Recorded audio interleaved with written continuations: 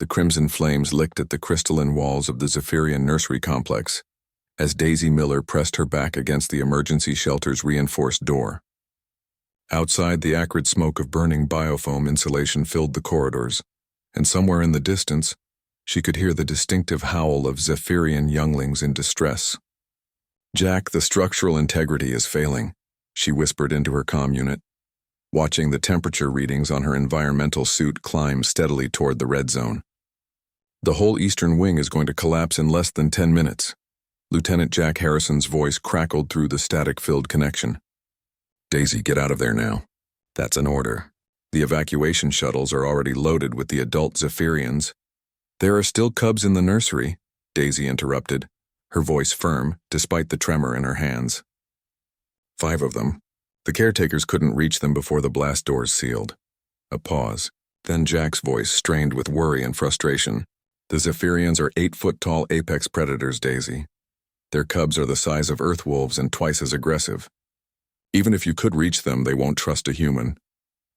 Daisy was already moving, her boots clanging against the metal grating as she made her way through the smoke-filled corridor toward the nursery. The Zephyrian colony ship Talon's Edge had been humanity's first successful joint venture with an alien species, but now, 3 hours after the engine core breach, it was becoming their first shared tragedy. "The cubs don't know I'm different," she said, pulling up the nursery's internal sensors on her wrist display. 5 heat signatures, huddled together in the far corner of the chamber, blocked off by a wall of debris from the initial explosion. "I've been working in the nursery for 6 months, Jack. They know my scent."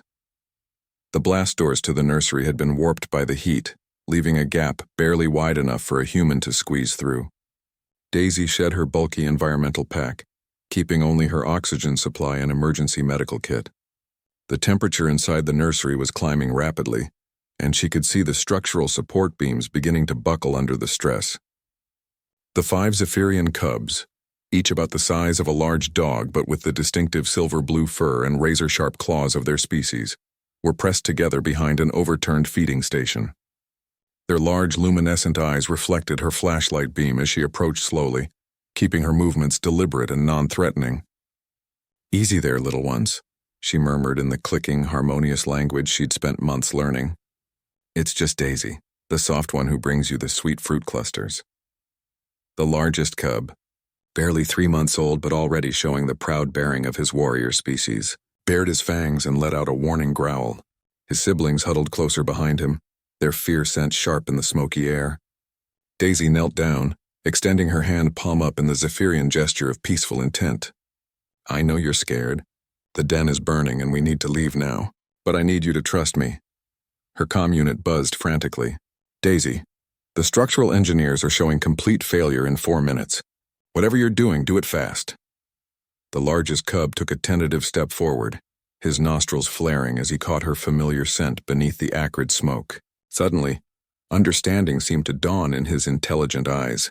He turned to his siblings and made a series of soft chirping sounds, the Zephyrian equivalent of "it's okay." What happened next would be talked about in both human and Zephyrian councils for generations to come.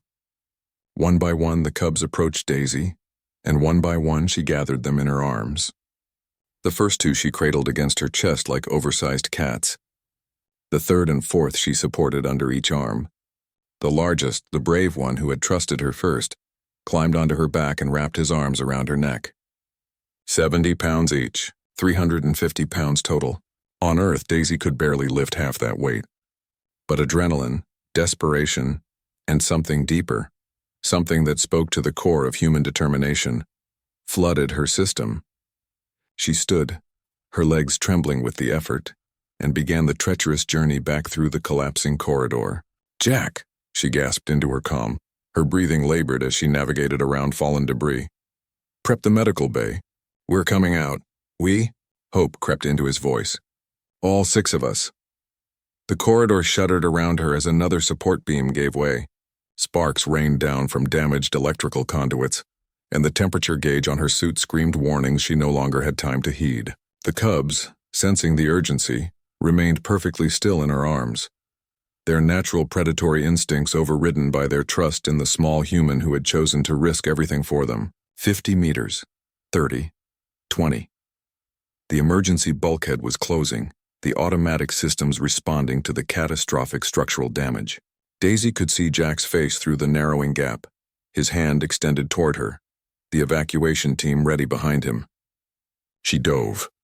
They tumbled through the closing bulkhead in a tangle of human limbs and Zephyrian fur, landing in a heap on the far side, just as the corridor behind them collapsed in a shower of twisted metal and superheated debris. For a moment, there was only the sound of heavy breathing and the soft chirping of 5 very relieved alien cubs. Then Jack was helping her to her feet, his eyes wide with disbelief and unmistakable pride.